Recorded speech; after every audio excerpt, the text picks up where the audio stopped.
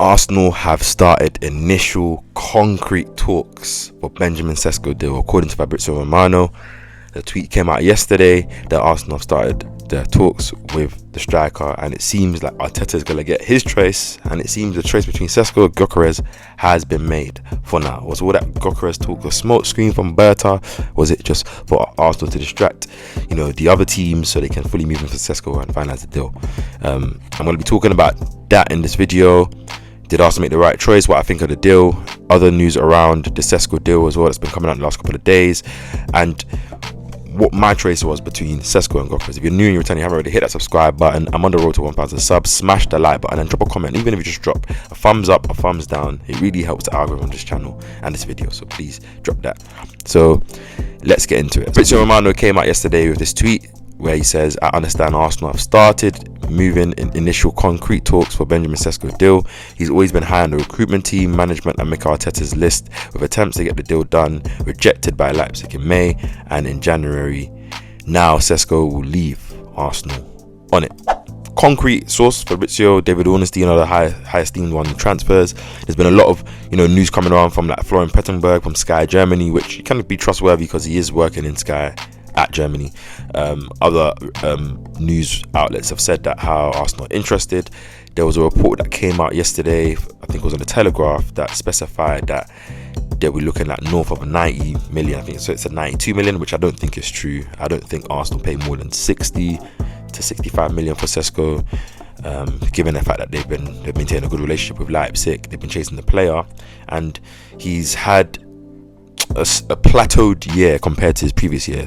In the 23-24 season, he had 17 starts in the Bundesliga with 14 goals, and this season he has 13 goals and 30 starts, which obviously given more of an opportunity, given more of a role, he hasn't necessarily progressed the way you would have wanted him to, that would warrant that price. So I think, yes, him coming into Arsenal, there's always a risk. Obviously Sesko, compared to Gyökeres, Gyökeres is 27.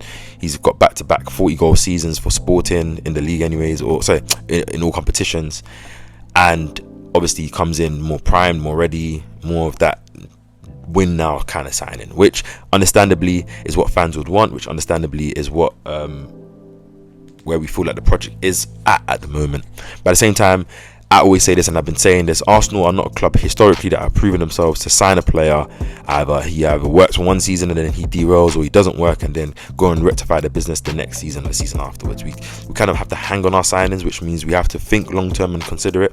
I've always said that I think Sesko is more the better player in terms of his athleticism, his ability to kind of use the ball outside of the box, link up play, his box presence. Even though I feel like Gyökeres is more of a box striker for now, Gyökeres likes to drop out the box. I think his box presence will be felt in terms of his height, his speed, his limbs. He's very flexible. He can do those like Ibra, Haaland type finishes where you just put your leg wherever it needs to be. And obviously, yes, he's a 21-year-old coming to a new country, a big league, one of the best teams, the biggest teams in Europe and in England that are raring and going for a title. So the pressure will be on him. The pressure will be on Mikel if the signing goes through and it's made. Pressure would have been on him anyways if Gyökeres got signed as well. But I think when you have to think about, I always compare it to Isak in 22-23, where we could have signed him for, I think Newcastle signed for about 68 million, and Arsenal, obviously his goal record was similar, 12, 13 goals in the league, a couple of seasons, nothing to kind of bat your eyelid about, and obviously a big price on him. But look at that 3-4 seasons later, and it's been proven to be a good investment. Sometimes I feel like the world knows Sesko will be one of the best strikers when he arrives there. Who knows if it will be next season? Who knows if it will be the season afterwards?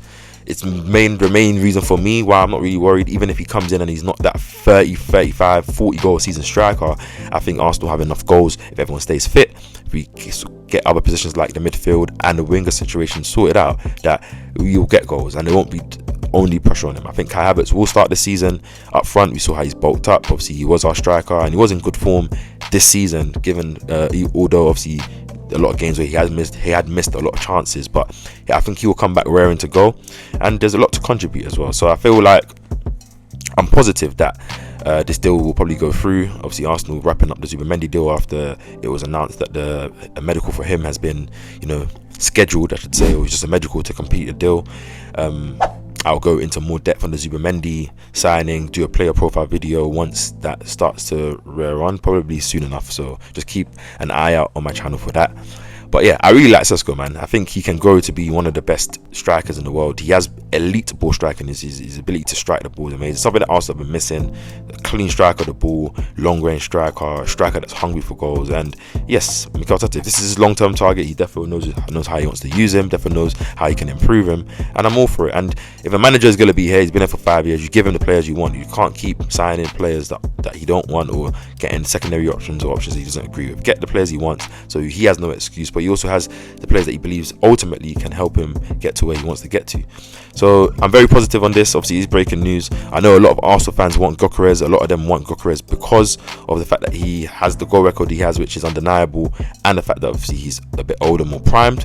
But I always say this thing, in the Portuguese league, outside of them not being the best and the most elite, a lot of the teams, a lot of the games that he plays, there's a lot of open space. Like, there's a lot of teams don't really play low block, a lot of teams don't play, mid blocks. So Gyökeres has a lot of space to run into, which allows him to, show that power, that explosion, and obviously against poorer defenders. When I've said this, playing for Arsenal, at least 33 of the 38 games of the Premier League season are going to be against low blocks, even if you're playing a top 6 team, because Arsenal are just that good, they're just that respected. Arsenal teams know that if you open up against Arsenal and your press isn't right, it's going to be a bad game for you. So we need a striker that can operate in tight spaces, that's used to operating in tight boxes, people around him, and can still make things happen. I don't think Gyökeres has proven that, and I think if he gets signed and then we see that that's a problem, the first thing from all these fans that want Gyökeres won't be, it's a different league, he has to adapt. It will be, if we knew this, why did we spend this on Gyökeres? Those same fans that are wanting him will be the same fans that will then cuss the manager for getting the player that they wanted.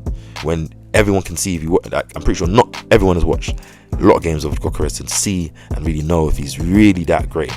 And I'm talking about myself as well. Like, I have watched a lot of 90 minutes of him. I've seen the highlights, I've seen a lot of comps. He's a great striker, but I think he suits more of a team that's going to be able to face a lot of open spaces, because that's where he'll score a lot of his goals. Whilst with Sesko, I think he can develop to be one of the best box strikers, outside the box strikers, and just in general, great. The main thing about this deal, Arsenal paid the right price. No more than 65 million. Realistically, I want it to be 60 million because, as I said, the season he had hasn't been the greatest, his age, and you shouldn't overpay, but that's why I see it. And obviously to allow us to have funds to capitalize on the left wing position of someone like a Rodrigo, or a 10 position someone like a Eze.